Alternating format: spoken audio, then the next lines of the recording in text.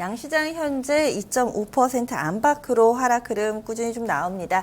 현물 전략 포인트 짚어보겠습니다. LIG 투자증권의 김예은 연구원입니다. 안녕하세요. 네, 안녕하세요. 오늘의 전략 한 줄로 표현하자면 어떻게 될까요? 오늘 장에서 주목해야 할 것은 설 연휴 동안 발생했던 대외 변수에 코스피가 어떻게 반응할지라고 할 수 있습니다. 네.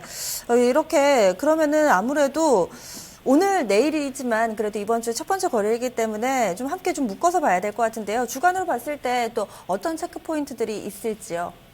네, 설 연휴 동안 중국 역시春제 연휴로 휴장을 했지만 미국, 유럽, 일본 증시는 개장을 했었는데요. 세계 경기 둔화 우려로 금융시장 변동성이 상당히 컸습니다.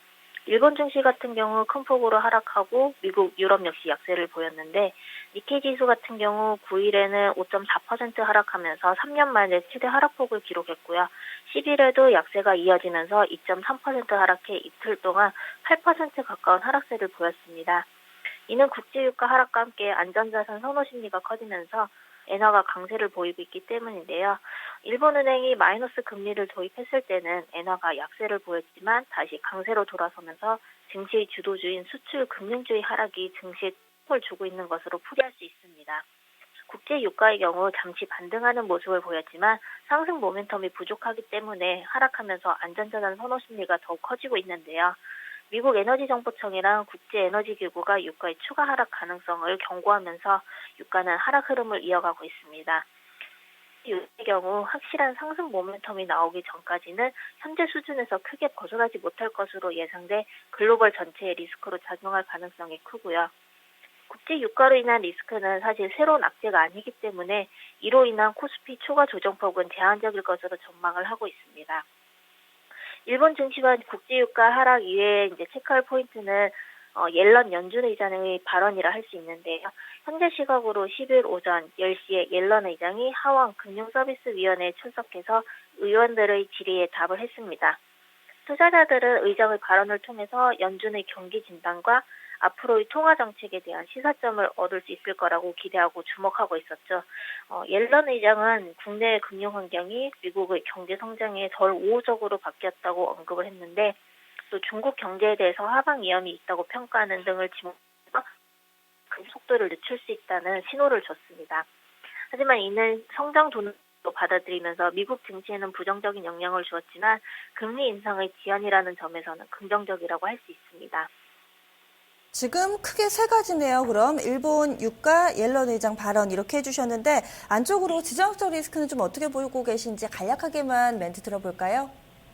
네, 어떤 거 다시 한번 북한발 리스크는 우리 시장에 미치는 네. 영향력 좀 어느 정도까지 보시나요?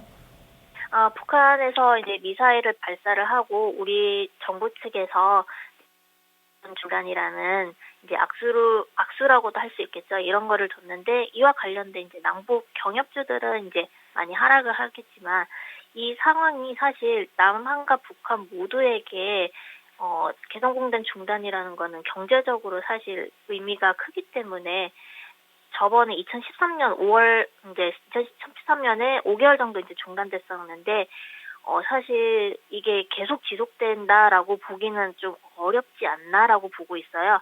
북한에서는 어떻게든 이제 달러가 이제 유입이 되어야 경제가 돌아가는 상황이기 때문에 이제 북한에서는 처음에는 이제 강수를 두다가 나중에는 이제 다시 이제 어느 정도 합의를 하자는 식으로 나와서 조금은 이제 그동안은 이제 그렇게 되겠지만 좀 있으면은 이제 이게 다시 회복될 거라고 보고 있고. 북한발 리스크 같은 경우는 사실 이제 어느 정도 학습 효과가 있기 때문에 그렇게 큰 영향을 줄 거라고는 보지 않고 있습니다. 판단해 주셨군요. 그러면요, 오늘 장 어떻게 대응해 볼까요?